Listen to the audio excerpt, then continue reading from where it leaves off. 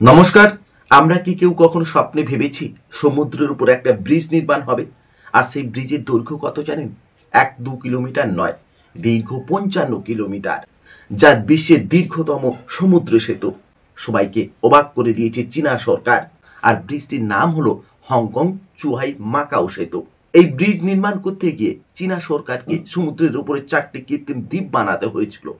এই ব্রিজ নির্মাণ করার পর 4 ঘন্টার পথকে মাত্র 30 মিনিট করে দিতে পেরেছে চীনা সরকার।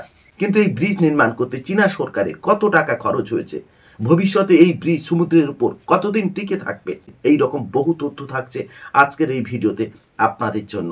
চলুন আমরা মূল ভিডিওতে ফিরে যাই। বর্তমান কম্পিউটার এআই যুগে আপনার ব্যবসাকে সবার ঘরে ঘরে পৌঁছে দিতে নিজের ব্যবসার জন্য বিজ্ঞাপনের রেকর্ডিং ও ভিডিও বানান আর আপনার ব্যবসার উন্নতি করুন।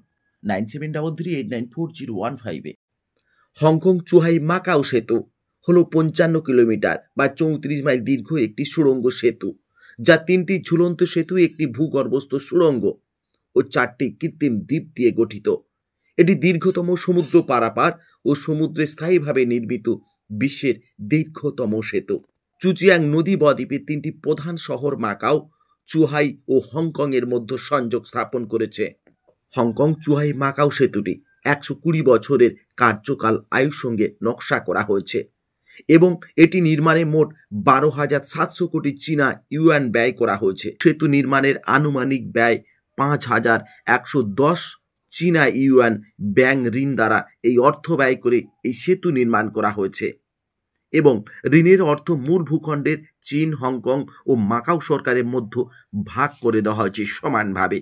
মূলত 2016 সালের অক্টোবর মাসে যান চলাচলের জন্য নির্ধারিত ছিল, কিন্তু সেতুটি পরিকাঠামো 2018 খ্রিস্টাব্দের 6 ফেব্রুয়ারি সম্পূর্ণ হয়েছিল এবং পরবর্তী সাংবাদিকগণ সেতুতে যাত্রা করেছিলেন। হংকং চুহাই মাকাও সেতুটি চীনের নেতা শি জিনপিং কর্তৃক উদ্বোধনের কয়েকদিন পরে 2018 সালের 24 অক্টোবর জনগণের উদ্দেশ্যে উন্মুক্ত করে দেওয়া হয়।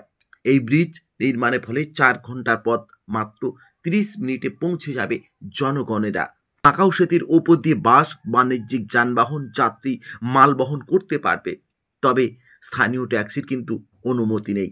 হংকং এবং মূল ভূখণ্ডের মধ্যে ভ্রমণের জন্য সীমান্ত নিয়ন্ত্রণ পাস করতে হবে। সেতু ব্যবহারকারীদের জন্য প্রক্রিয়াকরণের জন্য 2টি অভিবাসন কেন্দ্র নির্মাণ করা হয়েছে। এত টাকা খরচ করে সমুদ্রের উপর কেন নির্মাণ করা হয়েছে? চীনা সরকার উত্তরে জানিয়েছেন, দ্রুত সময় বাঁচার জন্য এবং বদ্বীপের চারপাশে ভ্রমণের কমপক্ষে 4000 ঘন্টা সময় লেগে যায়। নতুন সেতুর এটি মাত্র সেই সময় ভ্রমণে লাগবে 30 মিনিট। মাকাও সেতুটি এমনভাবে বানানো হয়েছে যে ভূমিকম্পে ক্ষতি হবে না, মৌসুমি টাইফুনেও কোনো ক্ষতি হবে না। আর এই ব্রিজের বয়স কমপক্ষে 120 বছর থেকে যাবে, তাতেও কিন্তু ব্রিজের ক্ষয় পর্যন্ত হবে না। এই ব্রিজ বা সেতু দুর্ঘটনাজনিত জাহাজের ধাক্কা থেকে বাঁচানোর জন্য সেই টেকনোলজি ব্যবহার করা হয়েছে, যাতে কয়েকটি জাহাজ এসে ধাক্কা মারলেও ব্রিজের ন্যূনতম ক্ষতিও পর্যন্ত হবে না। এবং এই ব্রিজের একটি বিশেষত্ব হলো প্রায় 6.7 কিলোমিটার সমুদ্রের জলের তলায় ডুবে যায়। তবে এই মাকাও সেতু নির্মাণ করার জন্য বেশ কয়েকজন শ্রমিক কিন্তু মারাত্মকভাবে ক্ষতি হয়েছেন, তাদের মধ্যে 9 জন শ্রমিকের মৃত্যু পর্যন্ত হয়েছিল।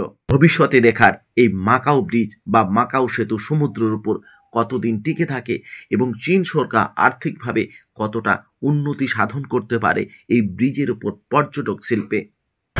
যাওয়ার আগে একটা কথা সবাইকে সহৃদয়ে অনুরোধ করছি, বিশ্ব উষ্ণায়ন রোধে প্রকৃতিকে বাঁচাতে গেলে বেশি পরিমাণে প্রত্যেকে গাছ লাগান, তাতে পৃথিবীর উষ্ণায়ন রোধ হবে এবং প্লাস্টিক জাতীয় জিনিস বর্জন করুন। তো আজকের ভিডিও এই পর্যন্ত, দেখা হচ্ছে নতুন কোনো পর্বে, নতুন কোনো এপিসোডে। তত সময় সকলে ভালো থাকবেন। সকলকে নমস্কার ও ধন্যবাদ।